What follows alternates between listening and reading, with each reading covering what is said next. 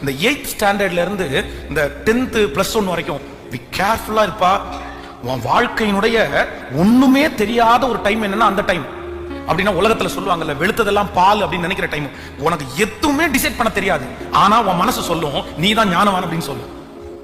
உனக்கு நீ பண்றது எல்லாமே தப்பா இருக்கும், ஆனா உன் மனசு சொல்லும் நான் பண்றது சரி அப்படின்னு சொல்லும்.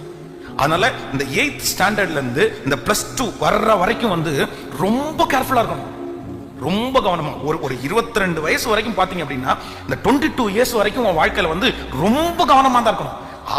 அந்த டைம்ல கொஞ்சம் அப்படியே பசங்களா இருந்தாலும் பிள்ளைகளா இருந்தாலும் அப்படிதான் தடுமாறிட்டீங்க உங்க வாழ்க்கையில, அதுக்கப்புறம் நீங்க இப்ப செஞ்சதை நினைச்சு ரொம்ப வருத்தப்படுவீங்க நீங்க.